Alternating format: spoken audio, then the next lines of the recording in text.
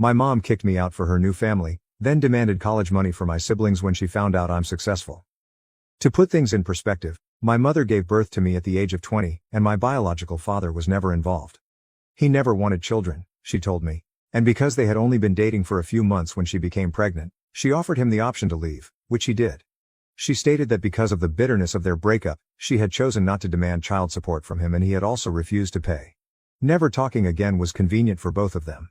She was fortunate to have my grandparents' unwavering support and encouragement, which enabled her to finish her schooling and secure employment. She dated a couple men while I was younger, and she began dating Harry, a co-worker, when I was about 8 years old. Before getting married, they dated for over 3 years. Although we weren't very close, Harry and I got along well enough to put up with each other being in the house. When my mom became pregnant 4 years after they were married, everyone was overjoyed, including me. In retrospect, I probably should have known what was going to happen, but I was too preoccupied with the idea that my mother would always support me.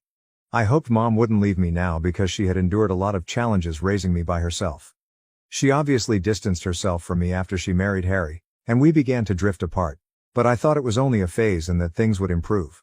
During her pregnancy, I did my best to be encouraging, but she appeared to get angrier every time I was there. To avoid disturbing her, I made the decision to become scarce, but it seems that I wasn't inconspicuous enough. She and Harry sat me down for a serious conversation 6 months after she gave birth to twins. They informed me that they couldn't keep me in the house since they had 2 children to look after. They couldn't legally throw me out without getting in trouble because I was still a juvenile, having just turned 16. By highlighting the financial burden of providing for a big family, on their meager income, they attempted to persuade me otherwise. Since we had been living comfortably up until that point, I honestly didn't think it was hard to maintain 2 adults, 1 teenager and 2 kids on the salary of 2 web engineers. They clearly only wanted me gone. I genuinely didn't want to leave, so even at that point I attempted to offer ways to stop it. If money was a problem, I offered to acquire a job, but my mother said she wanted to save money and resources for the children who deserved it more. She stated that they deserved to stay with them more than I did, not that they needed this more. That was all it took for me to decide that I had to leave because it was obvious that no one wanted me. They knew I had enough dignity to know I was unwanted, so they had only nudged me in the right way after I left, without even telling me where I should go. Their strategy was successful. Since they hadn't really evicted me, it wasn't technically an eviction, but I would still consider it to be the same. I felt like I had no other choice after they had forced me into a difficult situation. I went straight to my grandparents' house when I left that day. They wanted to be there for the twins, so even though they were upset about what my mother had done, they didn't cut her off. At 16, I obtained part-time work because I could no longer financially rely on my grandparents due to their advanced age. When my mom and Harry went to visit my grandparents with the kids, I would see them every now and then, but they seldom ever inquired about me. They tended to be very formal, as if they didn't miss me at all, even when they did see me. They actually appeared to be happy without my presence. I was saddened by my mother's apparent decrease in irritability, but I knew there was nothing I could do about it. Until it was time to go to college, I lived with my grandparents. My mom wasn't involved with me even then, so I had to rely on friends to assist me get settled in my dorm because my grandparents weren't old enough or healthy enough. My mom and Harry declined, preferring to preserve money for the twins' future, so I had to take out a student loan, and one of my relatives co-signed for it. Fortunately, one of my uncles agreed to assist if I assured him that he would never be responsible for any of the costs. I worked while I was in college to make sure I wouldn't fall behind on my payments and to give myself a financial advantage. My mother and I hardly spoke once I started college, and only my grandparents were present when I graduated. Not even my mother bothered to congratulate me. In order to avoid being a burden to my elderly grandparents, I began working and lived independently after college. Although I didn't make much money during the first few years, I was still able to pay for groceries, utilities, rent, and even started to pay off my debt while setting money up for the future. In fact, I would describe that as living on a limited income. Fortunately, things finally got better. It took a while, but I eventually rose through the ranks of my organization. Considering that I received very little assistance, I'm proud of how far I've gone and am now in a rather comfortable posture. Unexpectedly, my mother discovered that I earn a good living, even though we haven't spoken for many years. At nearly 33, I currently hold a senior management role at the same organization where I began my career. About 4 months ago, I got a big promotion, but I wanted to keep it a secret, so only a select few individuals knew about it. To thank my uncle for co-signing my loan back when I was having trouble paying for college, I did inform him. According to what I understand, he just met my mom and Harry at a family get-together and urged her to get in touch with me to congratulate me on my success. Even though I'm sure he meant well, it didn't work out because she didn't even get in touch with me to offer me congratulations. In the end, my mother learned about it and recently visited my home with Harry, insisting on talking to me. I should note that I haven't spoken to her since I started college. I blocked her everywhere and left her out of my life after graduating since I didn't think there was any use in hoping she would change her mind. She didn't appear to be negatively impacted, and to be honest, I doubt she even noticed. Only my grandparents, who were aware that I disliked discussing my mother, were in contact with me and they steered clear of the subject. I didn't really stay in touch with my uncle either, so I was unaware that my mom and Harry had been having financial difficulties for a few years. Only when they arrived at my door and told me how bad things had gotten did I find out. It was wishful thinking, but the only reason I even allowed them inside was because I hoped they would be coming to make amends. They began by stating that they had heard from my uncle about my promotion and how I was one of the youngest individuals in such a prominent position in my firm, rather than congratulating me on my accomplishment. It seems that they were surprised that I had kept it from them. Ironically, I was taken aback that they expected me to communicate with them at all, much less deliver any positive news. Additionally, they were disappointed that I had shut them out of my life, claiming that it was only because they had prioritized their children above me. They maintained that I should have been old enough to comprehend their rearranged priorities and not harbor resentment as a teenager. They said that I should have supported their decisions rather than going in with my grandparents. I'm not even sure why they thought I would agree with their choice to expel me from the house. They tried to gaslight me into thinking that I was the bad guy for being angry that they had ejected me so they could spend time with their children alone, but that's how they began our reunion after all these years. They talked about how tough the past several years had been for them without even giving me a chance to explain my side of the story. They described how they had launched their own company but, regrettably, it did not succeed, resulting in losses. They were now attempting to make up for previous losses, and they desperately needed money as the twins were getting close to college age. I saw then why they had come. They needed financial assistance. They didn't waste any time going right to the point, even trying to soften it by claiming that I could make it up to them by paying for my siblings' schooling, but that at first they were upset that I hadn't contacted them despite performing well. Their attempt to make it seem as though they were doing me a favor by allowing me to pay for the college education of 2 children I no longer knew astounded me. I told them right away that I wouldn't be doing that and that it was disrespectful of them to believe they could coerce me into doing so. I became irate and reminded them that they were the reason I had to work during my college years and pay for my own education. Because they wanted to save for their real children, who they believed deserved it more than I did, they had refused to provide me with financial support back then. I assured them that they had no right to expect anything from me now, particularly financial support, since I had never questioned their choice to put the twins first and had just left them alone. They actually no longer had the right to demand that I communicate with them. Instead of attempting to emotionally control me, I pointed out that they could now use the same money to pay for the twins' college bills because they had wished to conserve money and resources for the children who deserved it. I had nothing else to say, so I asked them to go. I was stupid to invite them inside my house in the first place, assuming they might have come to express regret for their treatment of me. They became irritated and attempted to place the blame elsewhere when I began to insist that they leave. They informed me that I wasn't innocent in this case. Their protection. They said I was over-enthusiastic, over-involved, and frequently irritable while we all lived together. I was only a teenager, trying to keep in touch with my family as they drifted away from me, so I couldn't believe that was a true issue they had with me. They then had the audacity to claim that I was no better than them since I had denied their request. They said I was forgetting all the years my mother had taken care of me and brought me up alone. They said that this was my opportunity to make it up to her, and assist her, but I was being rude and unappreciative instead. Since I was a child at the time, I thought it was absurd that they would bring that up. Even if I had wanted to, I couldn't have decided not to rely on them. Furthermore, it wasn't like they were helping me.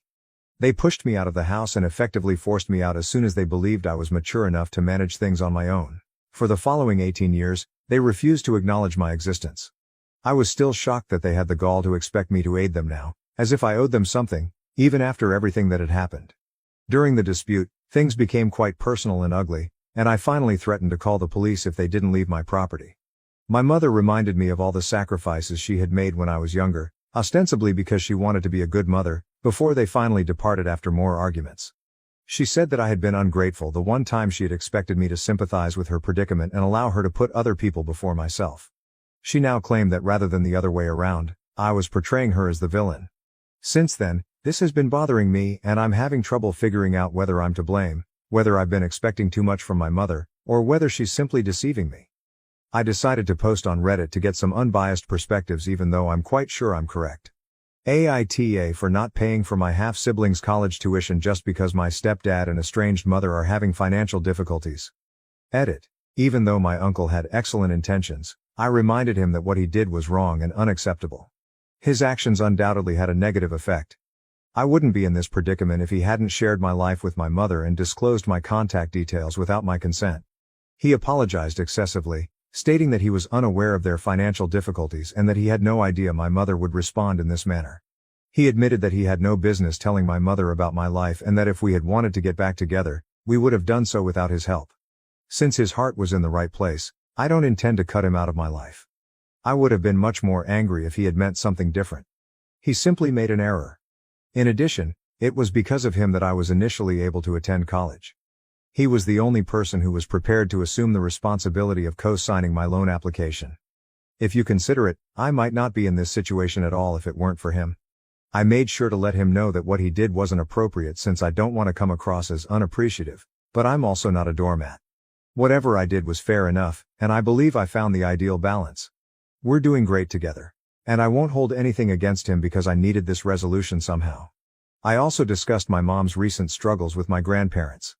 They believe I'm correct and have promised to make an effort to persuade her to change her mind. I realized that they didn't want to lose touch with their other grandchildren, which is why they have remained in touch with my mom. They understand the struggles my mom's family is going through, but they don't think it's right or fair to put me through this. That's their position on the issue and I believe it's reasonable enough. Asterisk. First update. My mother has taken it upon herself to remind me of all she did for me growing up ever since we last spoke, which was nearly 9 days ago. She probably sends me an email every other day to make me feel like I owe her something. It's not like she gave me a favor by raising me alone, and she was legally required to take care of me, so I don't really understand the point. She only reared me when it was convenient for her. She and her spouse decided to expel me as soon as I started to cause them trouble, citing the need to save money for the twins and their future. Now that we're in the future and the twins are adults, I believe they should rely on themselves rather than wasting time trying to manipulate and guilt-trip me. Although I had been ignoring her emails, I made the decision to reply a few days ago. I explained to her all I had written in my essay. She didn't take it well, as expected, and labeled me ungrateful once more.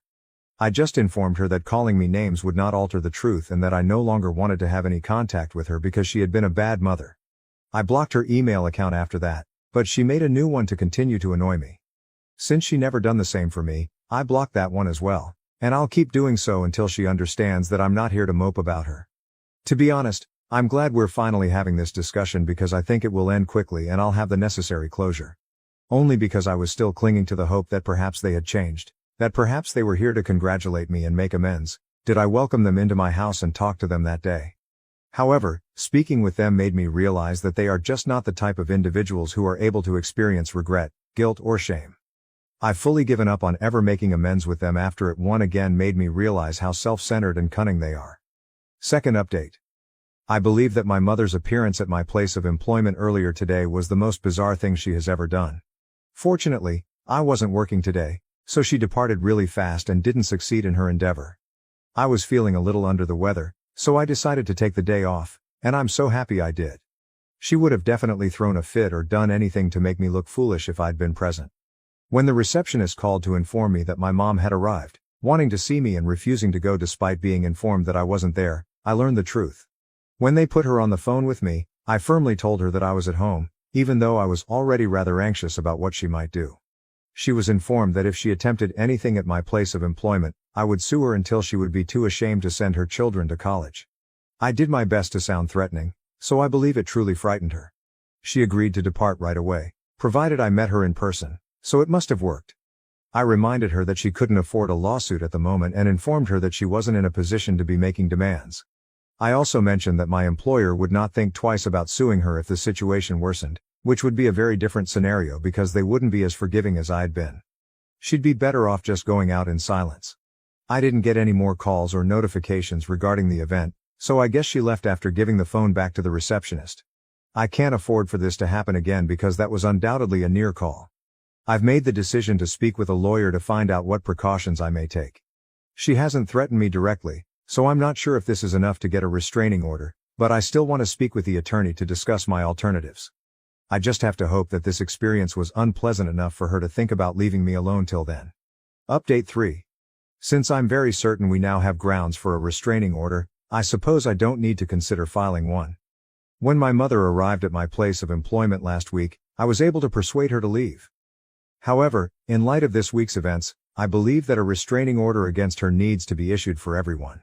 She was waiting outside my door when I got home from work a few days ago. I informed her right away that I didn't want to argue and that I would call the police if she didn't leave. She practically raced at me and threw me to the ground, sending my phone flying out of my hands as I was ready to dial. She cursed at me and blamed me for everything that had gone wrong in her life, while she attempted to beat me up. It took me a while to react since I was so taken aback by her insane conduct. However, because I consistently work out and am much younger than her, it was simple for me to overwhelm her when I did. Fortunately, all the shouting had alerted my neighbors to the problem and caused them to call the police. They even came to my aid and restrained my mother as we awaited the arrival of the cops. I made the decision to file charges when the police eventually arrived. She is currently in a lot of trouble. In addition, I've discussed this with my attorney and requested a restraining order against her. I've been informed that Harry has taken the children and moved in with his parents. I'm not sure if he intends to come back anytime soon. He apparently challenged her about her behavior after saving her and informed her that she couldn't continue acting in this manner. She also got into a fight with him, which seems to mean she's really lost it. I believe she finds it difficult to believe that I'm doing well in life, but in all honesty, she is to blame for her own issues. I will not be sorry for her. I'll have the restraining order in place soon, and since I'm making more money, I've already started thinking about moving into a larger home. Since now seems like the ideal moment, I'm going to start exploring my alternatives. Being linked to someone like that is embarrassing, so I sincerely hope my mother receives the support she needs and learns to behave normally. She has also been nasty to my grandparents, who have told me they no longer want to be around her. The only person she can blame for everyone avoiding her is herself. Anyway, I'm not worried about it anymore. Thank you for watching. If you haven't subscribed yet, please do so and hit the notification bell to stay updated with more shocking real-life stories happening around you.